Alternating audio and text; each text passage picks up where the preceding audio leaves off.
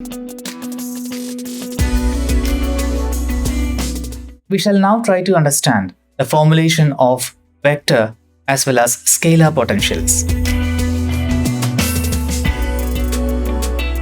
If the curl of a vector field f vanishes everywhere, then f can be written as the gradient of a scalar potential V.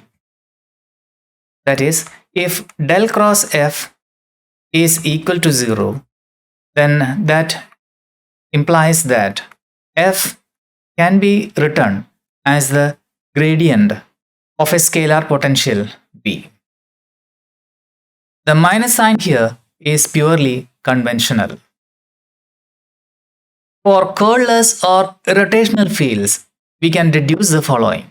The first point in the theorem is del cross f equal to 0 everywhere. The second point is that if we take the path integral from a to b, f dot dl, this will be independent of the path for any given endpoints. When we take the closed integral f dot dl, this will be equal to 0 for any closed loop. The fourth point is that f is the gradient of some scalar function v. The potential is not unique in that any constant can be added to v with impunity, since this will not affect its gradient. The second postulate is that if the divergence of a vector field f vanishes everywhere, then f can be expressed as the curl of a vector potential A.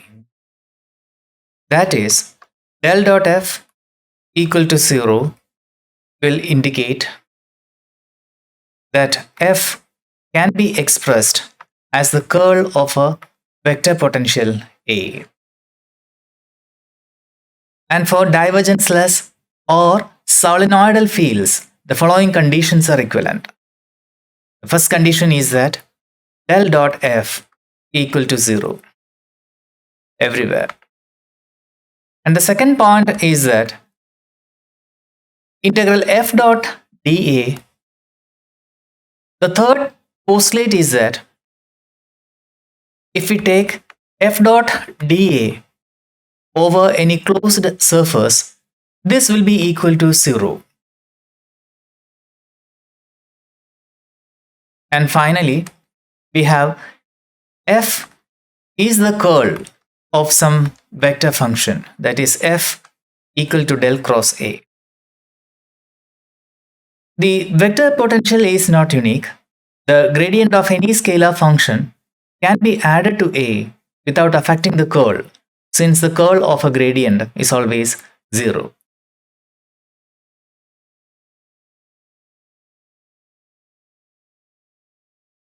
Show that f equal to y z x hat plus zx y hat plus xy z hat can be written both as the gradient of a scalar and as the curl of a vector. Find the scalar and vector potentials for this function. Let us first calculate the gradient and curl of this vector function and see that whether this is equal to 0. We have del dot f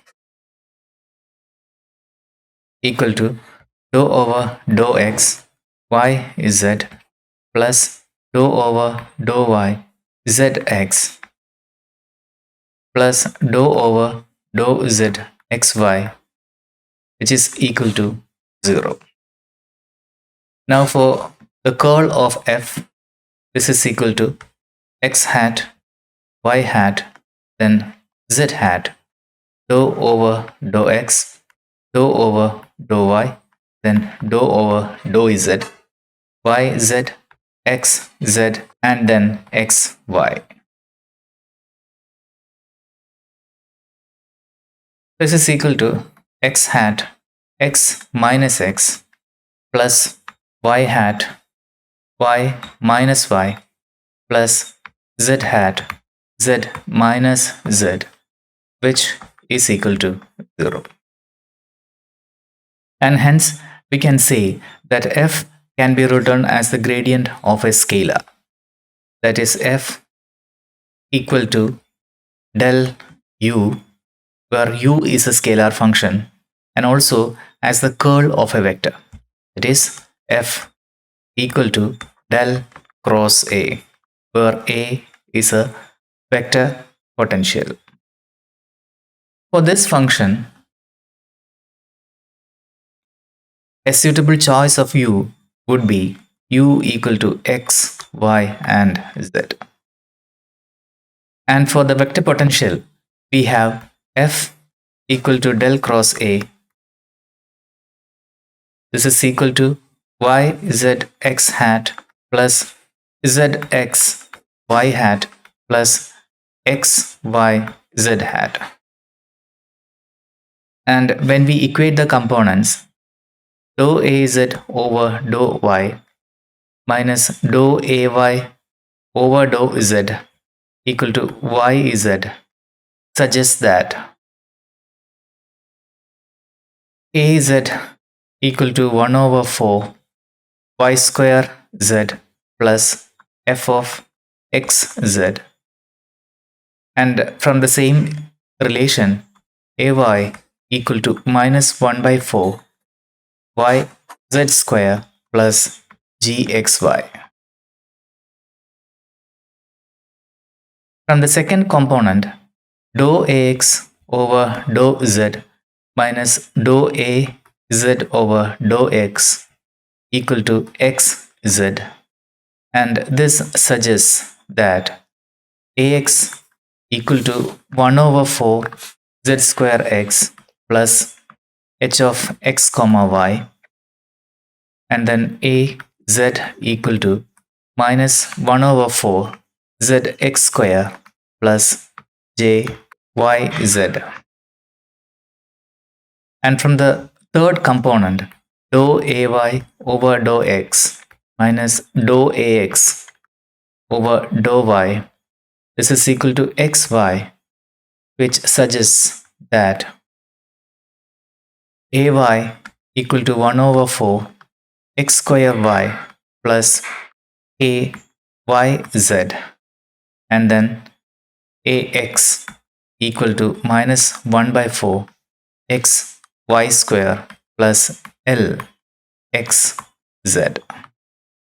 When we put all these together, we have a as equal to 1 over 4 x z square minus y square x hat plus y x square minus z square y hat plus z y square minus x square z hat.